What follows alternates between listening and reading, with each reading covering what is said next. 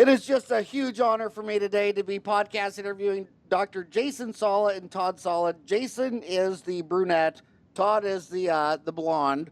They're actually the same age. They're both 40. I think that's so funny. Jason's getting ready to turn 41, but these guys are fourth generation dentists. Their great grandfather was a dentist. Their grandfather was a dentist. Their father is still a dentist. So Dr. Jason Sala and Todd Sala were born and raised in Reno and are fourth generation Nevadans. Dr. Jason joined his father's practice in 2003 and welcomed his brother Todd in 2004. They both received bachelor's degrees from the University of Nevada, Reno, and a Doctorate of Dental Medicine from the University of Louisville. The school where their father, grandfather, and great-grandfather all graduated from as well. That is just so damn cool. Both are active members of the American Dental Association, the AGD, the Nevada Dental Association, Northern Nevada Dental Association, and the International Congress of Oral Implantologists. Less than 1% of dentists in the U.S. have received these distinctions. Dr. Jason and Dr. Todd have been teaching dentists and other medical professionals from all over the United States, Canada, and Europe on how to improve their patient care since 2011. They continue to stay up to date by completing over the required continuing education requirements, an effort to provide Nevadans with the most comfortable dental practice and techniques possible. They also participate in the Northern Nevada Dental Health Program, which offers dental care to children in need, as well as educating local elementary students on dental health, and has been featured on news channels for the current trends in dentistry. Dr. Jason and Dr. Todd founded Clear Impact, partnering with Henry Schein in 2014, which helps dental practices excel in business while allowing them to grow as leaders in the industry and within their community. The goal is to help empower and inspire through collaboration, supportive tools, and first-class education, all the while keeping the private dental practices strong and independent. In 2016, they founded Dr Playbook, which allows providers to know everything they need to know about a patient before they enter the operatory. As a result, the patient is given the personal touch and understand that they are the provider's number one priority at the time, because everyone knows the greatest source of new patients is from your existing patients. Yep. On a Facebook ad. Well, guys, thanks for coming on the show today. And I guess we have a common friend, Tom Mattern. Yes, we do. Yeah, Tom has got to be the greatest dentist in the world. And how did you guys get to know Tom? We were lucky enough to meet him through the Scheduling Institute and being able to learn and grow from his ideas, because as you said, greatest dentist in the world, it's pretty fun to be around a guy like that.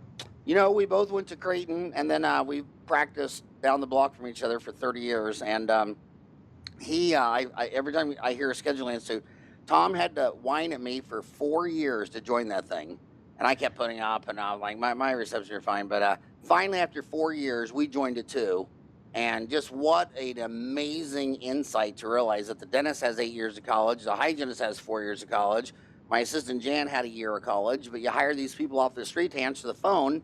And now I know so much more clear that on average, it takes about 3.5 new patients to call an office before they convert one to actually get scheduled and comes in the office and sits in a chair. And if you could just get that conversion rate from 3.5 to 1 out of 2, you just doubled your new patients. I mean, It's amazing. So what are you guys most passionate about? You want to start with Clear Impact? Yeah, that'd be great. Yeah. So what was the your journey, your path that got you to Clear Impact? Well, for sure, our frustration was the fact that we knew that the corporate dental world was getting to order supplies and getting a greater discount because they could do a volume play. And we, being independent dentists, just really wanted the independent dentist to have a better foothold on that opportunity. And so Clear Impact is a way for us to kind of link us all together and get a bunch of dentists doing the same thing and moving in the right direction. So is that so what website is Clear Impact? It's clearimpact.com. It's spelled with a K, so it's KLEAR, and it's IMPAKT.com. And it's an opportunity for dentists to join in and kind of find out. We have a few other partners in there to help us out.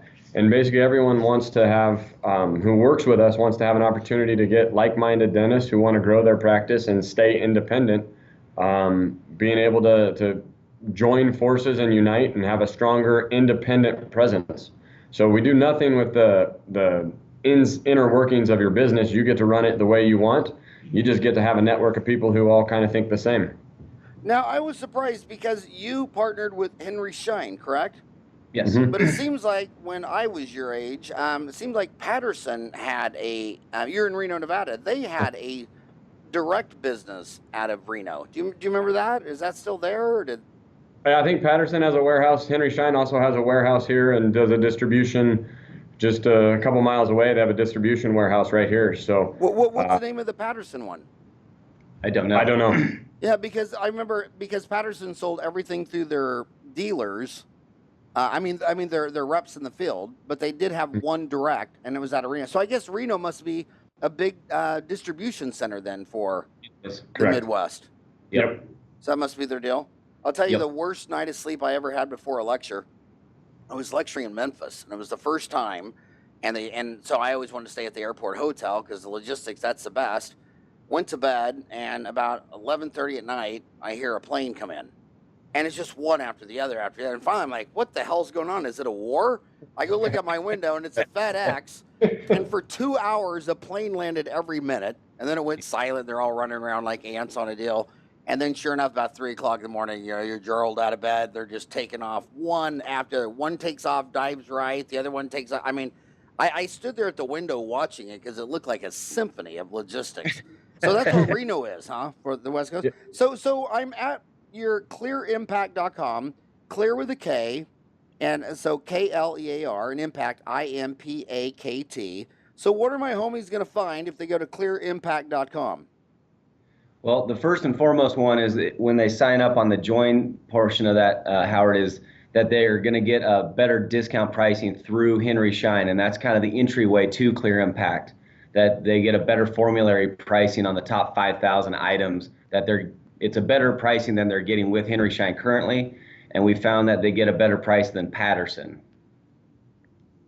Okay, so I just retweeted, if you're driving the car, we don't like them to take notes while they're driving. Most of them are all driving, but on Twitter, they're at Clear Impact. So I just retweeted you on Twitter. Okay. So how much money, so if you're driving down the car and you want to go find that, all you got to do is go to your Twitter, see that.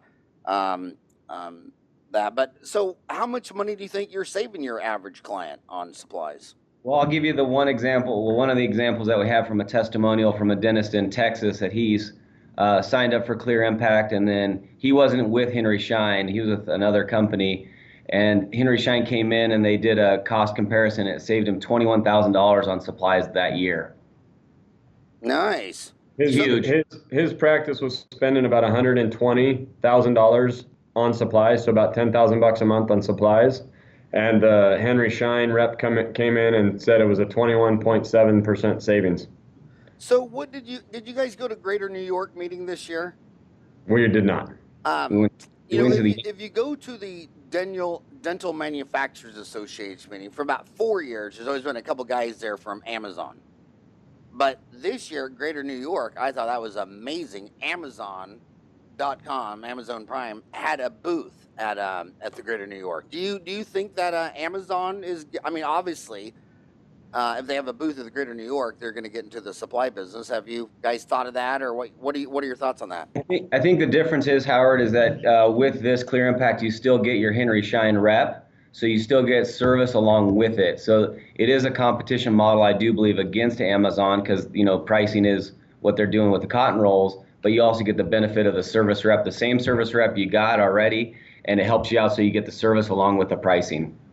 Yeah, and another big advantage about the rep, though, is that who doesn't really matter what the cost of gauze and anesthetic is, but when you're out of something and you're going to have to reschedule a patient and they were scheduled to do $1,000 or a couple $1,000, and you can call Valerie on her cell phone and she'll go beg, borrow, and steal it from her trunk or another dental office, and she'll just get you what you have to have before you have to reschedule. I wonder how often the average dental office actually has a service rep to their office. I wonder how big of a part of the equation is that. I don't know that aspect. I know that ours gets to schedule. We schedule it to come. Our rep to come in twice a month. It's just a scheduled time. It's never a drop by, and so we're aware of when they're coming in, and that allows us to have that relationship. So they're able to help us. I mean, if it wasn't for our Henry Schein rep 10 years ago telling us to go up and take an implant course from PK Clark in Oregon, we would have never gone up into implants. And so it's it's through those relationships that things are built. And we just know that having a relationship with a rep can, like you said, save you in times of need, but also create an opportunity where, you start placing implants and 10 years later, you're still doing it. We had PK Clark on for a podcast, didn't we, Ryan? And Yeah. I thought he was from Utah, or did you see him lecture in Oregon? Yeah, he was originally in Oregon when he first started out. Now he's based out of Utah, so the White Cap is in Utah now. The White Cat Institute. Yeah, give him a plug. I think the world of him. What do you think about him? He's a nice guy. He's a great guy, and what a mentor to have to teach you how to do implants. You just can't get any better than that. So, are you guys? You guys are part of the International Congress of Oral Implantology.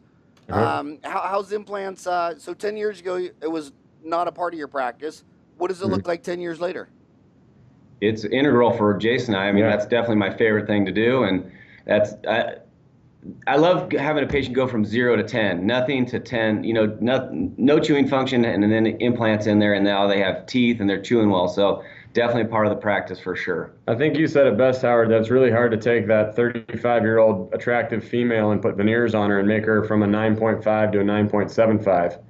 But it's really fun when you take an implant 0 function and make it a 9.5 function, and that change is huge. And implants do that, and the results are awesome. And there's also a lot of hypocrisy in the veneer market, because when a dentist's gorgeous 18-year-old daughter says, "Daddy, I want veneers," she goes, "No, you're going to get braces and bleaching. We're not filing down your teeth," because in his heart he knows what that's going to look like in 10 years. When you shave off the enamel of the upper 10 teeth and make this little slightly more perfect smile, what does that look like 10 years later? Or let's just say 20. More dentistry. Dentistry. What percent of those would have to be redone? Probably most. Yeah, and what percent of those veneer cases would be upgraded to crowns? Yeah, all of them. And how many? All of them. And how many of those crowns would then eventually get upgraded to an implant? Yeah. I mean a root canal. Over a course of a 30-year period, yeah, majority of them. Yeah, and then dentists, the one thing dentists hate the most is data. They like mythology. They like to just believe what they want to believe. They say, but this is what I want to believe. Like, they want to believe that composites last longer than amalgams when composites last half as long as amalgams. They want to believe that they've never had a root canal fail, but the insurance data says that on molars, 60 months later, we're not talking about failing, needs a retreat, needs whatever. We're talking about just extracted. 10% extracted at 60 months. Wow. So she starts off getting veneers at 18, and now she's 30 getting crowns. Now she's 45 getting root canals, and now she's 50 or 60 getting implants. Yep. And it all started because she wanted to go from a 9.6 to a 9.7. I mean, it's just crazy. And so dental supplies is the entry mark with clearimpact.com. Where does it go from there? Well, we do host some events at our office, and they can see how we do things. So we're going to have one in the fall. We don't have the date yet, but we know that a fall summit is coming at our office. We have a 17,000 square foot dental office with a training facility upstairs that can hold 100 people. And so we have the opportunity to bring people in and let them see what it looks like when you have 28 operatories in a location and you're taking care of people. And that's our goal. 28 operatories. Correct. In one building. Yep. Just you two. Well, yeah, and we have other doctors with us, but yeah. Now, does your father still practice? No, he's retired. He quit, I don't know, 6 years ago, 7 years ago. 6 years ago, and my God, I mean, talk about that. 28. You might be. This might be the largest office I've ever podcasted before. 28 ops. I can't think of anybody who's done that.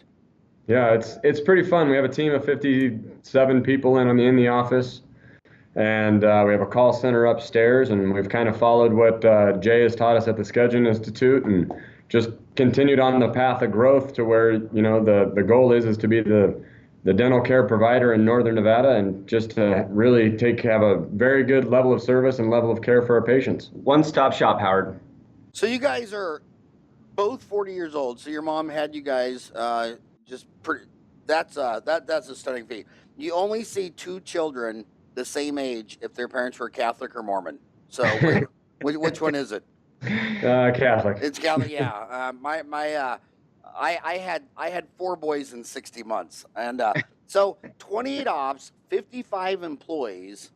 I mean, holy moly. Now, how much of that do you attribute it to the Scheduling Institute? Well, that's where we learned. That's where we learned how to grow. That's where we learned how to service.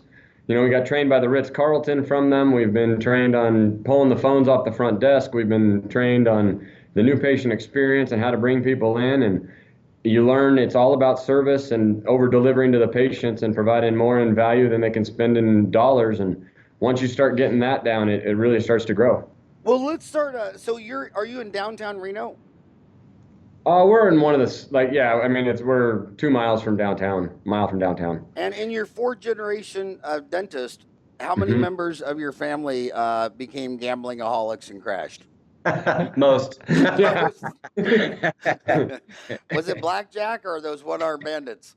Craps. Yeah. Craps, yeah. So I want to start with the call center because I have to tell you that when you're in corporate, there's I don't like the term corporate dentistry because most dentists are an LLC or incorporated or whatever. But I call them big box retail. There's 35 big box retails that have more than 50 locations, and I think there's 100 people who consider themselves that's their goal. But when you go into their facilities, I mean the anchor point in all those facilities are call centers.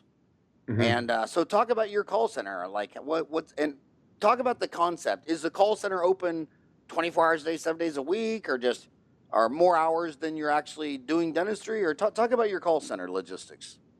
So we're open Monday through Thursday, 7 to 7, then Friday, 7 to 5, and Saturday, 7 to 3. The call center is open those hours, plus 2 more on Friday and 3 more on Saturday. So we're covering Monday through Saturday, 7 to 7 on the call center. And so for my homies listening that, most people listening, they're one dentist, they have one hygienist, maybe 2 assistants, 1 or 2 receptionists. What is the difference in a call center and their girl Valerie up front answering the phone? Up front is because that's the model. It's just kind of repeated. You hire your first person, you put the phone next to them, they handle insurance, they check people out, check people in. Then when you walk into a hotel and you check into the hotel, the person at the front is there only to greet you, to be FaceTime, to serve you and take care of your needs. So that model is, for us, all we did was pull the phones off the front desk. We don't have a physical call center somewhere else. The call center is in the office. It could be a small room. It could be a little nook or cranny where the phone rings, but it's just not ringing where a patient can hear it or see it.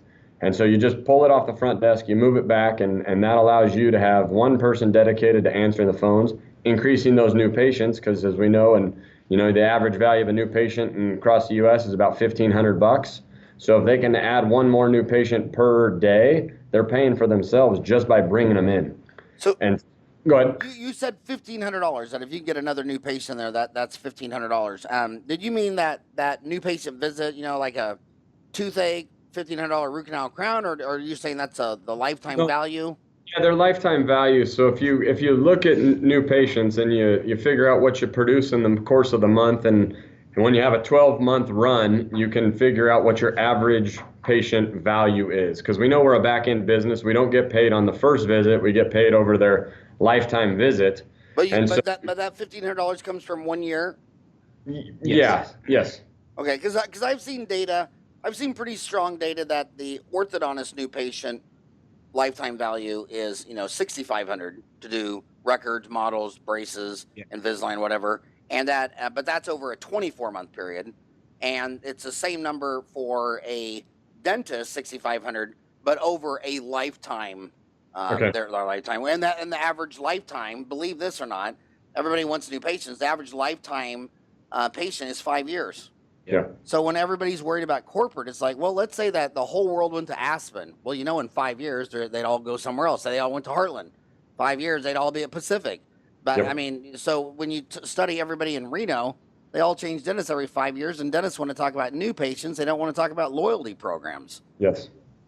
Which United is the best at. I mean, they just beat them until you're just loyal. If you're not going to be loyal, they'll drag you off a plane. So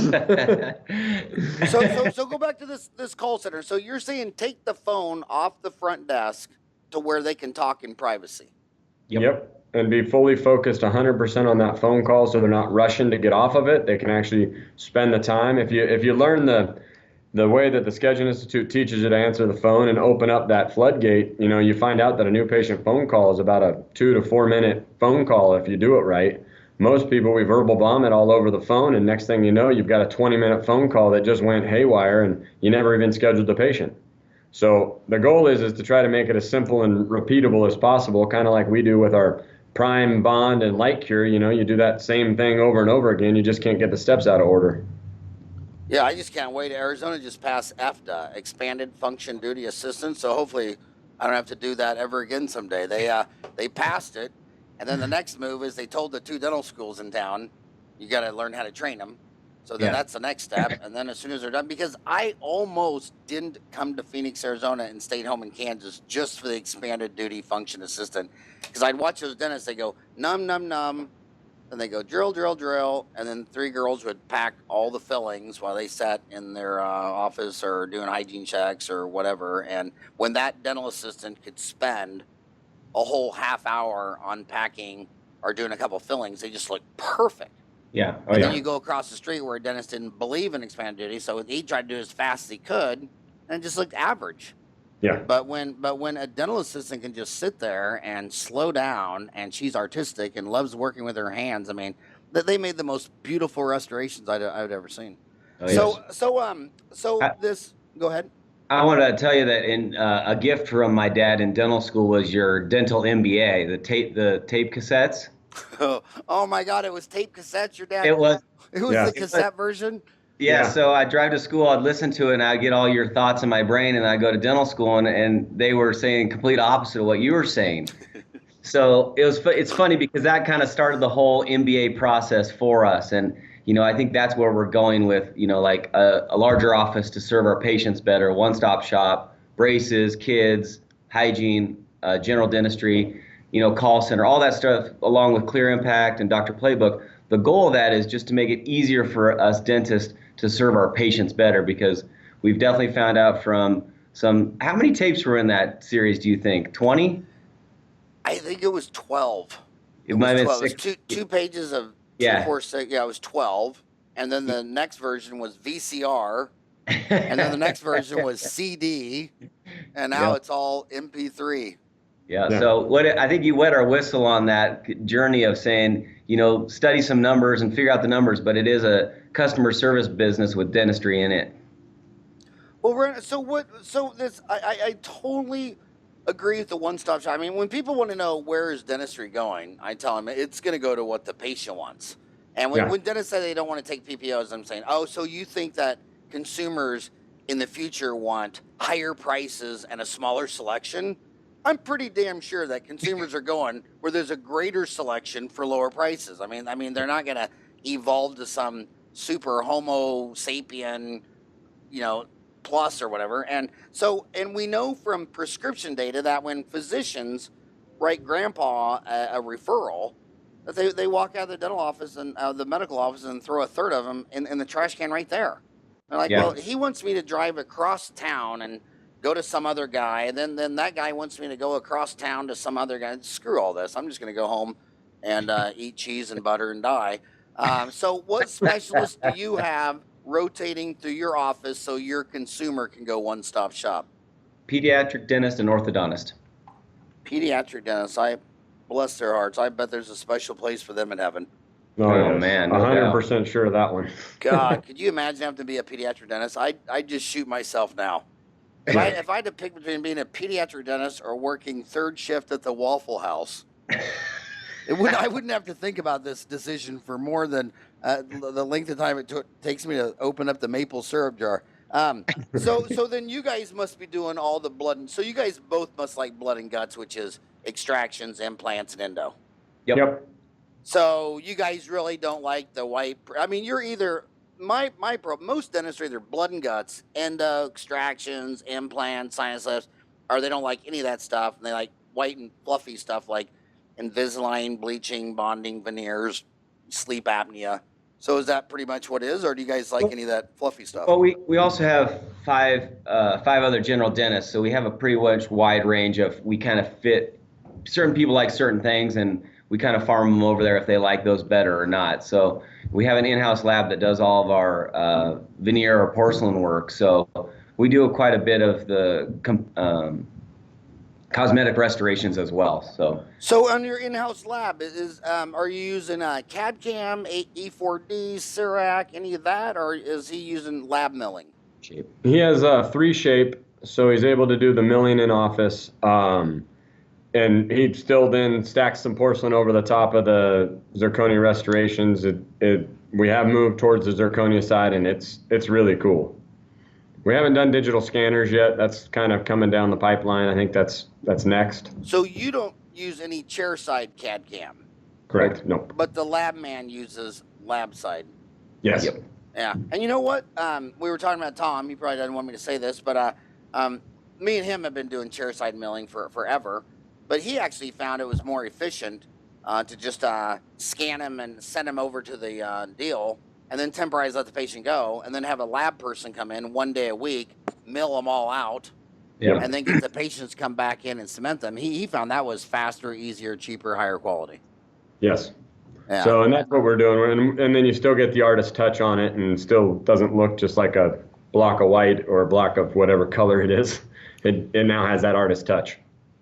Yeah, and a lot of that cosmetic, especially the crowns, because most crowns are molars. Agree or disagree? I mean, the data, it shows that 96% of crowns are done one at a time, and 80% of them are molars. Yeah. And I've been a dentist, for 30 years, and whenever I'm talking to any human, anywhere, in an airplane, airport, at Safeway, I can't see their molars. Yeah. I mean, I have 7 gold restorations on my mouth, and only my granddaughter points them out to me when she's sitting on my lap because she's got to, reach in there and touch it and all that stuff. But I mean, no one sees these most. So getting all, and when people are talking about custom staining and glazing a first molar on some man with a liver spot, it's like, are you out of your mind? That's a little over the top. Yeah, I mean, it's crazy. I mean, in fact, there should be a shade that just says LS, liver spot. Who gives a shit? He's got a liver spot on his head. Pick any, just use something that that's about ready to expire. That'll be the next crown. Yeah. So is the orthodontist full-time, or do they come in? Yep. Full-time orthodontist. Full-time. And full-time pediatric dentist. Yep. Wow. And do you have the, so basically, are you referring out anything? Some endo and oral surgery right now. Some endo and oral surgery. Are you putting anybody to sleep in your facility? We bring in a dental anesthesiologist to do that for us. So they do the sedation, and we do all the restoration work. It's awesome. Yeah. It's really awesome. And they only have a few programs at, what is it? It was Oregon and Pittsburgh. Where did is it a dentist, anesthesiologist? Yeah. Loma Linda. Loma Linda, and that, is it a guy, girl? Guy. And he's a dentist and an anesthesiologist. And you guys feel safe about that? You don't ever worry like, oh my God, what if something happened? Or you just... No, I mean... I'd rather have him do it that has the training as opposed to me doing the dentistry and the anesthesia. Oh, so that yeah. I wasn't comfortable figuring that part out. So I, like the hospital, I don't think the orthopedic surgeon's putting him to sleep too, so... Well, that's where you got to call crazy, because... it's not legal in any hospital in America to do the anesthesia and the surgery. No, and United Kingdom is on top of this the most, because they're the most focused country on the death rate of a doctor doing both anesthesia and the procedure, which is only their oral surgeons and periodontists, versus in the hospitals. And if people really studied that, they wouldn't allow it, just like hospitals won't allow it. Yep. Yeah. For me, looking in the mouth and dealing with the microns and millimeters and all that stuff, and then having to pay attention to beeping monitors outside, it just didn't make sense for me. So when we got approached by an anesthesiologist, like, yeah, come on in, let's figure this out. And so we've been working together ever since. So how many square foot is a building that has 28 ops? 17,000. Holy gamoly. So I take it you own the land and building? Correct. You guys are just machines. By the way, you have 100 theater CE room in that 17,000 square foot building? On the second story, we have 5,000 square feet. So the bottom floor is all where the dentistry gets done. The 5,000 above is where the call center is, marketing, and conference room. So how many stories is it? 2. Yeah, you can't go 3 if you have a pediatric dentist, because one day she's just going to walk up there and jump off. You got to keep 2 for the limit. Is a pediatric dentist a woman? Yes. Yeah, I've noticed that big shift. When I was little, all the OBGYNs were guys. Now they're all girls. And it looks like pediatric dentistry is going the same route. Almost everyone I see in a dental school. I was in one school that had a program of 6, all girls. The class behind was all girls. So, but you know what I wish you would do on that? The best marketing for that 100 theater amphitheater deal? Make an online CE course. Because that'll be the best marketing you ever do. We put up 350 online CE courses. They're coming up on, I mean, it's crazy views, like 750,000 or something. They just love to take CE on their iPhone, their iPad, or the computer. You don't have to take notes, because if you showed a chart and they ever wanted to see the chart again, all they got to do is go back, log on to that course and pull up the chart, or hit Control P and print it out or whatever. But you guys ever be interested in doing that? Yes. Because, I mean, you guys are unicorns. I would love to get some a unicorn article from you in Dentaltown magazine or on the online CE, and it'd be the best marketing for your courses. So how often are your courses, and when's the next one, and what do you cover? Well, so we have 4 field trips coming up this year, with design ergonomics coming in to show off the space itself, and then the one through Henry Schein and Dr. Clear Impact is going to be in the fall. We haven't set a date for that one, Howard. Is it a 1-day, 2-day? We're going to plan on a 1-day. And what's the if one of my homies listen to that, what's your top recommended high-end casino in Reno to stay at to go to that course? You could stay at the Silver Legacy if you'd like, or if you want something that's non-gaming, we just opened a Marriott Renaissance downtown as well. So, and there's one other place, it's called the Whitney Peak. And so you had to clear out that there was for the non-gaming people. So are you guys noticing a trend of millennials not liking the gaming as much as grandma and grandpa did?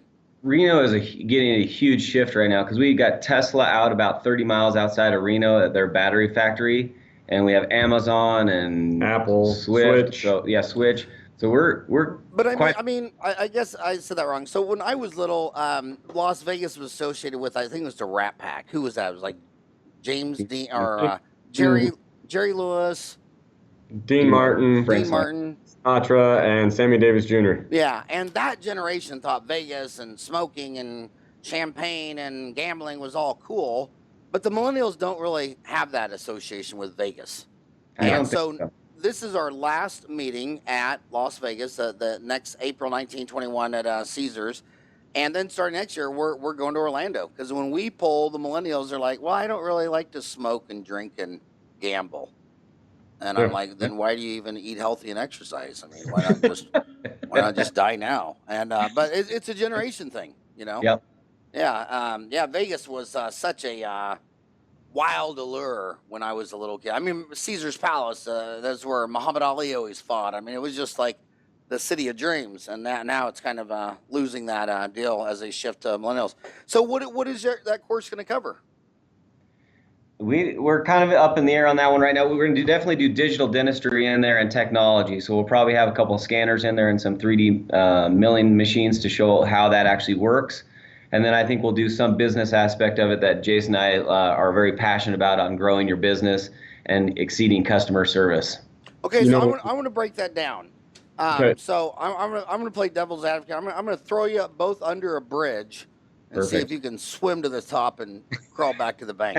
So she's driving her car thinking, okay, guys, I take an Impergum impression for $18 from 3MSV and a sideless Premier triple tray that's only another $5. I send it to a lab man. He mails out a zirconium crown for $99. How do I get a return on investment if I'm buying some $20,000, $30,000 chairside scanner and then buying a $150,000 CERAC machine to mill it out? How does the math on that work?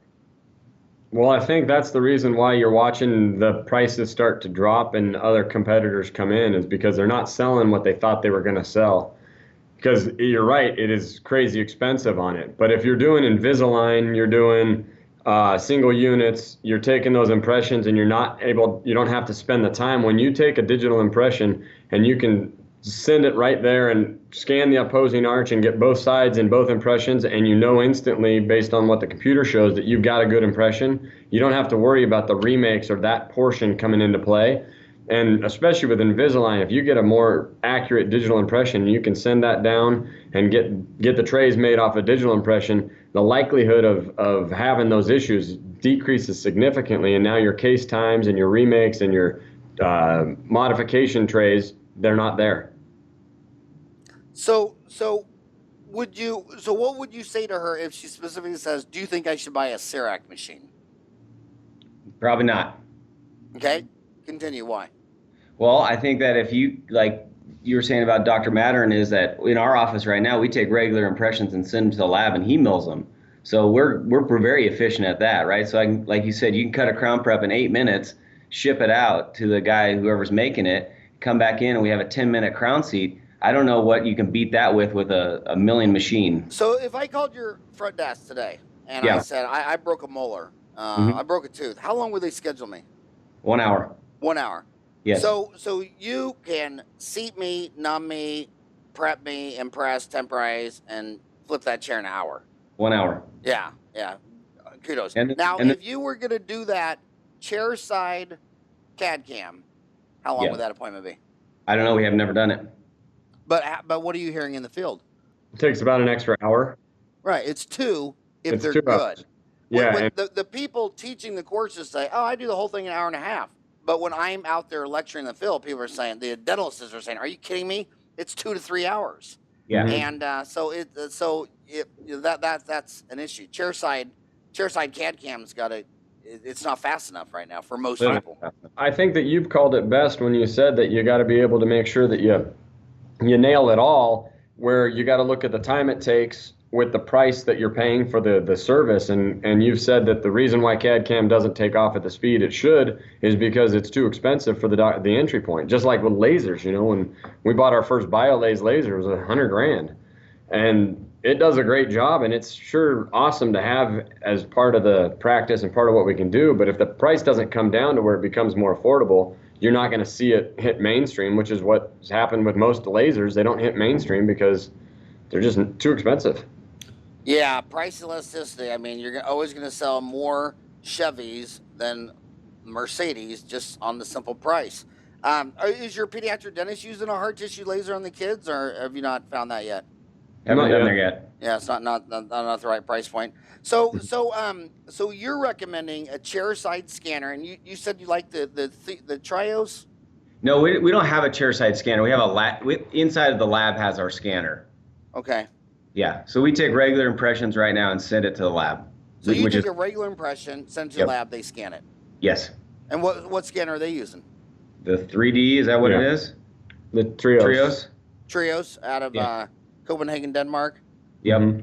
Yeah, nice. So and then they have the wet dry milling machine in there, so they can determine which restorations they need to mill and how they do it, and give us back the specs. So I want to switch to when you talk about when you go into any other business, when you're in dentistry or veterinary or chiropractor, they're just obsessed with wanting new patients. But you go into anybody that's publicly traded. I mean, once you're Costco or Walmart or Target, or Amazon, you've already had every American through your office once. So there's no such thing as a new patient. They know the money's at loyalty. Why do you think some dentists keep customers for life? Why do you think the average American leaves their dentist after 5 years and finds another one? And if you find any 70-year-old man in any town of 10,000 and ask him how many dentists he's ever gone to, he says, every single one in town. And then he starts singing the U2 song, I still haven't found what I'm looking for. Why do you think some dental offices keep their customers longer than others? I think they give more in value than they paid in service. They realize that, when you spend, it's not necessarily a spending of time, but you connect with them on an emotional level of their values and their objections. I think that they're more likely to stay with you longer. So you look for that common ground to interact with them, and it could be a simple conversation, it could be a trip, it could be a relationship. They could find that you're the most generous office in the area. We have a community support board that every time Johnny sends in a check and asks for a $100 sponsorship to Little League or football, we just write the check and put it on the board that we made another donation to another place and roll the tally up. And so in our waiting room, they can see that we're over, in the last 8-9 years, we're over $1.15 million of give back to the Reno Sparks community. And when you start putting that out there and holy moly, that's crazy. So you start showing that you actually. Can I start sending my alimony checks to you? Yeah, yes, please. Or do you have any alimony payments on there? No, that is amazing. You should write an article on that. Okay. We'll write that on. I mean, that's just amazing. So giving back to the community is a value added. I love how you said it, that the price they paid was less than the service and the value they received. Yes. And so you think that's a big part of branding and image, that it's not all about the money we give back to Reno. They love knowing that our office does those things. So like we're so passionate about giving back. We allowed one of our hygienists after one of the classes through the Scheduling Institute. She came back and she said, you know, I want to change up our free day from I want to get it to this thing that she created, which is called Smiles for Freedom. And so she created a whole nonprofit organization, and it's smilesforfreedom.org. And it's basically a free dental day for veterans. And so veterans in the community or first responders in the community call up. We give them a 3-hour appointment, and you see them and you screen them and exam and figure out what they need. And then you just start doing it. And I mean, I did 12 crowns on one guy last year just because he needed everything done, and did a full smile makeover. And man, he's like the happiest guy ever. We gave a former Army Ranger he's a 22-year-old who did 3 tours over there, and we put braces on him and are straightening his teeth. And you just get stories like that where you're able to help the people who allow us to be free. And it's probably the coolest day we get to do, Howard. It's by far. And, you know, you're never supposed to talk about religion, sex, politics, or violence, but isn't it just bizarre that those guys were sent for 2, 3, 4 tours when they come back? The 2 things they don't cover are dental and mental health. Yeah. Yes. Makes no sense. I mean, it's so bad. It's almost like whoever. I think that's why we like the Smiles for Freedom so much, is because we get to give them what they want, and they took care of the country, and we appreciate that. I'm very thankful for them to do that. And the best part about them is they show up on time, and they're very thankful themselves. Okay, so so that website is smilesforfreedom.org. By the way, I hit your Twitter on that. So you haven't set up the Twitter on that yet, but that's just amazing. What other things do you think keeps patients staying longer? I think they we have long-term people who work with us, and when you take good care of the team, people know it. You've always talked about Jan being there for you and being part of who you are, and we have assistants who've been with us since we started out, and the longer you can keep them and keep your team happy, they start seeing that.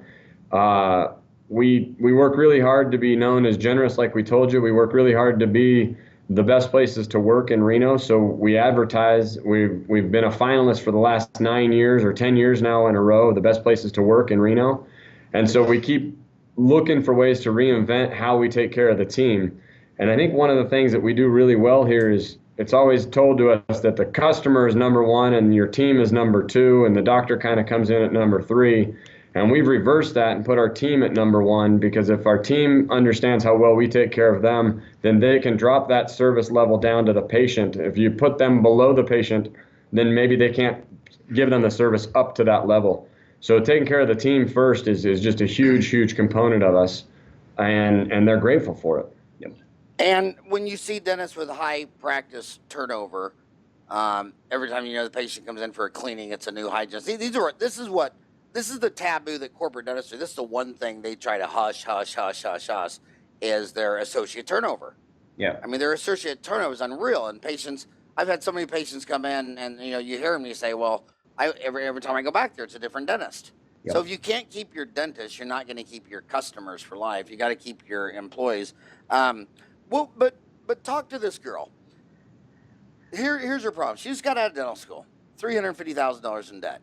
She's working for a big box retail corporate dentistry. You're unicorns on the other end. You guys are 40 with a 28 operatory. I mean, you're just crushing it at every level. She just wants to jump from corporate to own her own place. And she's scared because she's saying, you guys don't understand.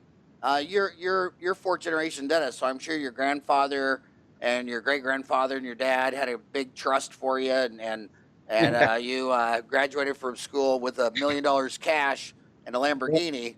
Well, you know what's cool about that, Howard, is you actually didn't allow that to happen for us, because I think you indirectly told my dad to get it evaluated by APCO in Atlanta, and we had a 73-page contract, and we literally had a 15-year note with our dad to pay him off, and so it was a full business deal, and sign on the contract, and he became our associate, and we're paying him. We have 1 more year left to pay him off, and that's courtesy of you saying, hey, this is a business, and you better make sure when you transition it, you transition it appropriately. Ryan, are you taking notes during all this? Ryan, is this being recorded? And we say thank you. We appreciate it, though. Yeah, it's totally awesome to have that. No silver spoon over here. We definitely enjoyed the process. Okay, so she's scared. She's got $350,000 in debt. And she's working at Aspen. How could she go from that to owning her own business? Why doesn't she just come over and work with us for a little bit? We'll show her what it's like to not own a practice and actually be happy. So you say be an associate for you. So your associates are happy. Yes. Yeah, we don't. Well, one thing we don't do is our associates aren't called associates. We're just all doctors. From Todd and I are doctors in the practice. The other doctors are doctors in the practice. We don't really make a distinction on who's what. It's just they're all doctors. That's the first thing that we do. The other thing we do is we pay them well, and we show them what they don't have to worry about: the hiring and firing, the HR, the things that they're most nervous about. And one of the things we do know is that there's hospitals all over the place that aren't owned by the doctors. So the doctors are working in there. And so if you can provide them a good opportunity in a really nice working environment, maybe they don't have to take on that $1 million burden or $2 million burden of opening up their own practice and just adding to their backpack level of debt. And then you can talk with them about getting out of debt and becoming financial stewards of what they've been given. And now you can take the pressure off of that have to own mentality. And I truly believe, and Todd truly believes, that one of our core goals is to keep young doctors out of corporate dentistry so they can actually have an environment that they love going to work in. So, the corporate dental stats, I mean, again, having 50 or more locations, there are about 12% of the dentists working there.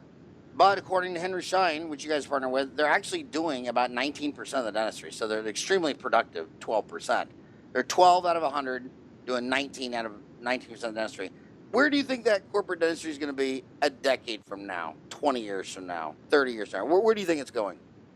Well, I think it's everything's kind of becoming centralized. You're starting to see where, like what medicine did, where they kind of bring everyone in together into one room, so you have your cardiologist with your surgeon with your anesthesiologist, and they're all kind of starting to work together so they can provide that coverage all the way around. And I think that's ultimately where you're going to see the direction of dentistry going, is that everyone's going to start getting together and you're going to have these larger groups. It doesn't necessarily mean that they have to be corporate world, but I do think that corporate world's going to play a part, because there is the people who desire to eat a Taco Bell versus the restaurant on the corner that serves a $7 taco. So you've got the difference there, and you just got to figure out where you're going to be. And the very awesome thing about that analogy, where you can eat a Taco Bell or for 2 tacos for $1, or a sit-down fancy restaurant for a $7 taco, is that the same consumer often goes to both. Yeah. Sometimes you just want fast and cheap, and sometimes you want to pay a little more. And I've been amazed over my 30-year dental anniversary is this. I graduated May 11 in '87, and I can't tell you how many people have so much money and never put it in their teeth, and how many people had so little money but really valued their teeth. And then 10, 20 years later, how many rich people came in and said, you know what, I've been patching this together with WD-40 and duct tape my whole life. I just want to get it done once and right now. You know what I mean? So the same consumer can have different moods.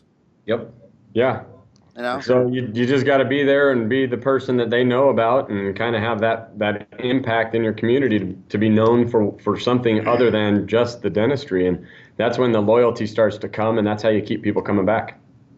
Let's switch gears to your Dr. Playbook. Now, Is that playbook? Is that for blackjacks or craps or what? What? Mostly blackjack. Mostly blackjack. Okay. What is your favorite blackjack play on? What is drplaybook.com? So Dr. Playbook is it's an app or a software that what it is it's on the computers in your office. The doctor carries around an iPad, and it alerts you on where to go next on who's your next patient. The purpose of it is to give a better customer service, because as you know, Howard, when the patient doesn't like it when the assistant comes in the room, you're drilling on a tooth and she says, "Hey, Howard, Jan's ready in room 2," in front of your patient you're working with. So this is a way to notify you and show you who's next on your queue that alerts you on your iPad. It dings you. You can, while you're curing your light, you can look over at the iPad. It tells you who's next, what's going on with them, and most importantly, the customer service side of it, of like, we might want to know that Howard has 4 kids, or, like I always give the example of somebody might have lost their dog. Don't go in and talk to them about their dog. And it's all, it's quiet. You can read it. So it's not like we're whispering about somebody out front of their room. So on it's got a field, Howard, and it gives us the blood pressure. It gives us the procedure. It gives us what room they're in. It gives us who they're in. It gives us the time their appointment started, the time they're supposed to be done. It has a note for personal notes, so they can tell us about their dog or their kid or their trip. It tells us about their medical history in there, what medicines they're on, where they are. It tells us if they have fear or budget or time, what their concerns are, what they want in the appointment. So when you hear the ding behind you, you know that there's someplace else to go, but your curing light dings and everything in the office dings. So they hear a ding. It's not distracting. It doesn't pull your attention away. It just allows you to know that there's someplace else for you to go. So you never have an assistant or a hygienist coming in to tell you that, hey, I need an exam. I need a hygiene check. I need this. Nobody can verbally enter into the operatory and take over an appointment. So your patients never think you have somewhere else to go. When you hear that ding, you create a break in your appointment. You get up, you grab your iPad, you just hit on it, and then all that information comes up while you're walking out of your room into the next room, and it allows you to gather all that information. So when you walk in, you say, "Hey, Jan, how was Costa Rica? Did you enjoy the time there?" And she starts going on, and now you got a personal connection right away. Yeah, and found a mule to start buying from. Yeah. From Costa Rica. So how much does that cost? Is it a subscription for each device, each iPad, iPhone? It's essentially per office, and it's about $100 a month. It's $100 a month? Yeah. Mm-hmm. And how long have you had this out, and how successful is it? What's the feedback like? Feedback's good right now. We're kind of in the beginning stages of it. We've been using our office for about 2 years, and we've been selling it for about less than a year, about 9 months or so. Right and the doctors who get it really like the opportunity to have that information without having, and it's consistent. So you're getting a systemized information load every time. So there's no variation in how your exam goes or who, like in your office, you may have 2 hygienists. Well, one hygienist does a really good job with an exam and the other one does a terrible job. And so this just streamlines it so every single one of them gets the exact same information to you. And when you get that information, now you're able to really hammer out and nail those exams so they're more productive for you. Well, it's drplaybook.com. Like I say, you only have one tweet. So I just tweeted it to 20,000 homies. You might want to reply to that tweet and say something, because all your tweet said is, "Hello, Twitter, my first tweet." So you might want to reply or with a web link or something, or something like that. I want to switch to another big stressful thing is when your dad and I got out of dental school, it was all indemnity insurance. I used to send Delta the bill. This crown was $1,000. The root canal was $1,000. They'd pay 50% of the crown, 80% of the root canal. Now 30 years later, they don't play that game anymore, and now they tell me that they'll pay me $600 for the crown and $600 for the root canal. So I'm actually, which is what you would think. I mean, when the first DVD player came out, it was $800 and it was a bunch of crap. Now they're all the way down to $35 and the thing is perfect. So, so that's what usually happens in industries, is that every time the earth laps the sun, it comes out faster, easier, lower price, lower cost, higher quality, cheaper. So the question is, now 82% of dentists take PPOs, so they're all driving their car thinking, do you guys take PPOs? Mm-hmm. Yes, we do.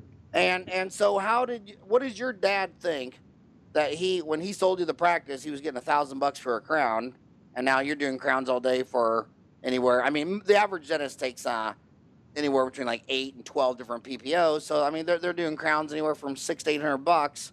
How does that work? Well, you've always said better, faster, and cheaper, right? So when you're looking at things, the way that we purchase in our practice for our supplies is we look at what Gordon Christensen says is the number 1 or number 2 product. We put it in our hands and test it and see how we can make it better, faster, and cheaper for us.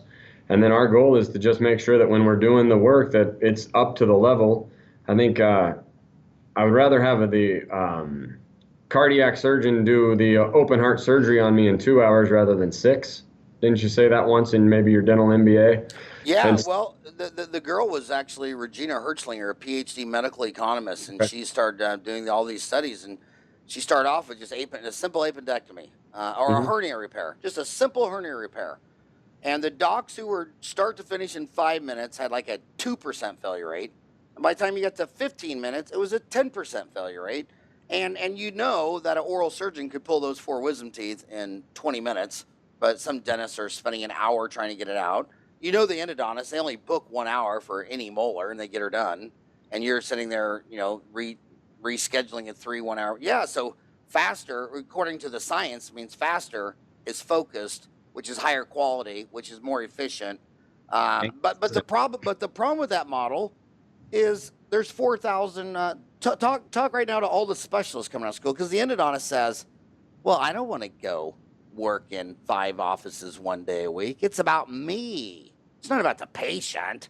Every specialist walks out. Every time I meet an endodontist or an orthodontist or also I say, "So, you know, you got $350,000 student loans getting out of dental school. Then you went to grad school. So now you're up to like 500, 600,000. So why don't you just save $1.5 million and don't build any land building, none of that bullshit, and make it one-stop shopping and just go into a town of 25,000 and say, I'm an endodontist. I'm going to have my own office and I want 50% overhead. So I'll come in and I'll get half." But what percent of them do you think like that? There's very few. There's none. That's it. Yeah, I mean it's a tough sell to have, but it is the wise sell because you keep that debt load off, you keep your costs down, and now all of a sudden you've got the ability to do it better, faster, cheaper for the patients, which makes it really, really good and really, really valuable for the service of what they're spending and the value that they get back out of it. So yeah. I like that concept a lot. But do you think that concept is around the corner? I think it will come. I'm not too sure how far that'll get flushed out though, because that's a slow moving beast. I think everybody thinks that owning a practice is a little utopia. Well, that or it's just part of the hardwiring of a Homo sapien. Yeah. I mean, they're very tribal. They like their own cave. They don't like that's why I don't really believe with these corporate dentistry, if you can't keep your dentist for a year because they're not happy, you don't have a business model. Yes. If you can't keep your average dentist 5 years, and I also think that's a huge reason none of them are publicly traded. Yeah. We've kept ours by treating them like people. All of them who've started with us are still with us, so we haven't had any turnover in our general dentists. That is amazing. And that is amazing. First one was hired 6 years ago now. So what else? Is there anything else you guys want to talk about? Anything you're passionate about? Anything we didn't cover? I think the true passion comes from serving people. And, you know, you kind of hit on it early when you said, how do you keep your patients loyal to you? And the way that you do that is you show a genuine interest in them, you care for them, and you make sure that what you're working for is to keep them cared for, keep them part of your family. And when you come into the office, I mean, from the doctor to the team member, they're all part of our family. Well, speaking of family, I want to ask you a real Do you guys got to go? You guys getting beeped? A few minutes. Yep. Is that what is your app called? Playbook? Is Dr. Playbook beeping you right now? No, we don't even have it on us. Okay. I want to ask you a really controversial deal. So, when you look at last names, like the last name Smith came from a blacksmith. Ferran means baker. When you go around the planet today, about a third of the people are in family business, whether it's a wheat farm in Kansas or a dairy farm or a goat farm, it doesn't matter. And when you go into any dental school class, and I've been in 6 different continents, You say, how many of you have a dentist as a parent, uncle, cousin? A third of the hands go up. I think the lowest I've ever seen is like a quarter. Sapien is a social animal. It's a family animal. It's all about the family and the working family. So I want to ask you some hard-hitting questions. What advice would you give? She's 25 years old, and she's like, oh, my God, my dad wants me to come back and work with him. And I want to go back home. I want to work with my dad, but God dang it, he's my dad. How did you deal with not only your dad, and how did you do conflict resolution dispute? But now you guys are partners. You guys are blood brothers who have to see each other every Christmas, Easter, Thanksgiving, Hanukkah. Yeah. So what do you guys do when one says, hey, we're going right and buying red, and the other one says, no, we're going left and buying blue, and you got this whole family concoction? How do you do conflict resolution? What advice would you give her before she went back and worked with her old man? Well, I think there's definitely one thing that we incorporated pretty fast was the contract, which you recommended. But I think we kind of understood after a while about the word called grace, that I'm good at certain things. Jason's good at certain things. Dad was good at certain things. And sometimes you just have to back off and let them go. It might not be exactly what you wanted, but it definitely is good for the practice in general or for the family in general. Currently, right now, we do a lot of Kolbe personality testing. And that's helped out a lot because we know where we're at on that. And it helps out that certain people that I'm around need more information than what I give. And that causes strain. So like when I talk to Jason, he needs more information. I don't need as much information. And we know how to handle that. That's been a huge piece. But mostly I think it all came back to the beginning is if family's in the center of everything, that sometimes you got to bite your tongue and let time roll. So the Kolbe side of things, which I saw you take a note on, is from Kathy Kolbe, Kolbe, and I think she's in Arizona actually, and she developed it's how much information you need. It's a strength test, and it's who you are. You're born with it. It doesn't vary. It's not like a Myers-Briggs based on where you are during the day. It's actually how you process information and how you use it and what you do with it. Very simple, but it helps Todd and I understand how to work together. We did have a contract to start out, so we did have rules at which we all played by. So our dad had to play by rules, I had to play by rules, Todd had to play by rules, and that definitely helps some stuff out. And like Todd said, if family is the core and you are starting to put money in between your family, you got to be very careful not to get too tangled up on the money side of things, that it's more important to have the family continuing on. And is that Kathy, Kathy, Kolbe, Colby? There it is, Kolbe, Kolbe. Kolbe, yep. Yeah, I think I now, she's in Arizona, right? Yes. She came out and tested me and said I was either a sociopath or a serial killer. Was she right? So, do you guys still talk to her ever? I've never met her. I've just been using her stuff in our practice. Every one of our team members has a Kolbe number. In order to get hired here, they take it, they get it on their name tag. So when we're given projects and stuff, I mean, we know who we can give them to based on what their Kolbe strengths are. Nice. So you'd recommend that then? Yes, definitely. It's huge. It's huge. Yeah, it's definitely. I mean, we've had it in place for the last probably 6 years. And it's been something that has really helped us understand. I mean, even how to talk to the doctors and what they need and how they process information for what we can give them. It's a big deal. Last question, because you guys are so generous with your time. So for consultants, you've used Jay Geyer of the Scheduling Institute. You've used Kathy Kolbe of Kolbe.com. Who else have you used? Who's on your short list of recommending? Well, the 30-day dental MBA, I know that was key for us back in 99, 2000, 2002. Which is free on YouTube and iTunes. If you go to iTunes and type in 30-day dental MBA, it's all there free, or on YouTube. But thanks for the comment. Yeah, great information. We started out and we still follow Dave and Rich Maddow, and they help us out tremendously. I think what it is, Greg Stanley at Whitehall was also love him. Early mentors. I think what it is that we've always had a coach in our life. So we played sports, we had coaches. We got finished with school, we had coaches or mentors. You know, this is our first time talking, and you didn't even know how big of an impact you had on our lives to start with, but you pay attention to what people say, and when you get somebody who's saying the right stuff and doing it for the right reasons, jump on their coattails and follow them and stay with them, because most of the time, they're not getting tangled up and they're giving you the right information.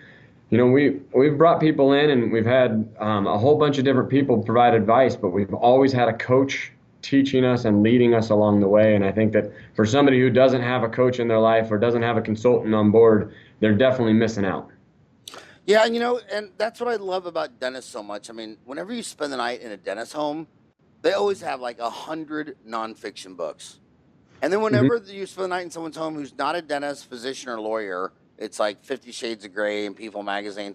And I always thought, growing up, how lucky are we that these amazing people like Sam Walton or Andy Grove of Intel or Michael Dell, or all these people would literally sit down and take the time and say, you know what, I want to give back. There might be some young kid who's got intellectual curiosity, who doesn't really care what college football game is playing today or whatever. And I used to always read those books thinking, I cannot believe this guy took the time to write a stupid idiot like me this book that was just so amazing. And if you're intellectually, I think that is the single passion that I look for in a kid. If they're intellectually curious, their life's going to go great. Oh, yeah. But if you ask them, I mean, I remember so many times, you'd ask like a roommate's question, or somebody at college, you ask them a question, they say, I don't know, I've never thought of that. And I'm just like, what? You've never thought of that? Ever? Really? Ever? But last question, I swear to God, last question. How do you stay on top of your cost and accounting, books, all that? Are you at scale enough where you have a full-time in-house bookkeeper, comptroller? How do you keep your numbers together? Well, we use we have an accountant, and the accountant has basically it's our virtual CFO. We have a meeting with them once a month that's scheduled. It never is missed. It's typically between 14 and 16 days after the close of the month. So we get the information 15 days later. We're constantly going over it. We never let off, because if you're not keeping an eye on the numbers, things can get squirrely really quick. Our key practice indicators. So yeah, we're always looking at it. And the key practice indicator, are you using what practice management software? We use Dentrix. Dentrix? Dentrix Enterprise. What's that? Dentrix Enterprise. Yeah. Do you use any other softwares on top of that, or is that the main one? That's the main one. That's the main one, and then we just extract the data as we need out of it. And does either of you two like the number side more than the other? Or is that like one's core? Surprisingly, I like the numbers a lot, Howard. Surprisingly, but DDS Financial actually sends over the reports, and then we go over it with them as a group to know that we're actually on top of our game and where our margins are and where we're making our money. And who's DDS Financial? Is that? It's an accounting firm out of Atlanta, Georgia. DDS Financial that only does dentist? Yep. Mm-hmm. Have I podcasted him? Who is that? It's with Jay Geyer at Scheduling Institute. Oh, so DDS Financial is Jay Geyer? Mm-hmm. Oh, out of Atlanta. Interesting. I did not know that. Yeah. And now he's got a training facility in Phoenix. Correct. That's where we teach out of. Yeah, right there on 3rd and Jackson. How many times have you gone down there? We teach there about 10 times a year. My God, someday you come down. Let's go have a hamburger and a beer downtown. I love that area down there. Let's do it. I live out in the boring suburbs where, I could go take a lawn chair in the street in front of my house and sleep for a week and no one would even honk.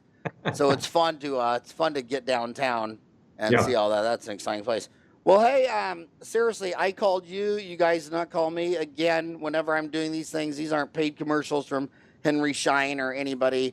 I'm just big fans of yours. I've been trying to get you on the show for a while, and it's just a huge honor that you would put away your Dr. Playbook for an hour and talk to all my homies. I'm sure they've enjoyed it. What if someone has a question for you? Are you available, or can they email you, or is it on the website, or? There's definitely information on the websites of both clearimpact.com and drplaybook.com. You can also ask Rebecca at salafamilydentistry.com. So that email address is Rebecca at salafamilydentistry.com. Okay, again, thank you so much for Thanks, coming Howard. on the show today. You guys are amazing. Thanks, Howard. It was great to chat with you.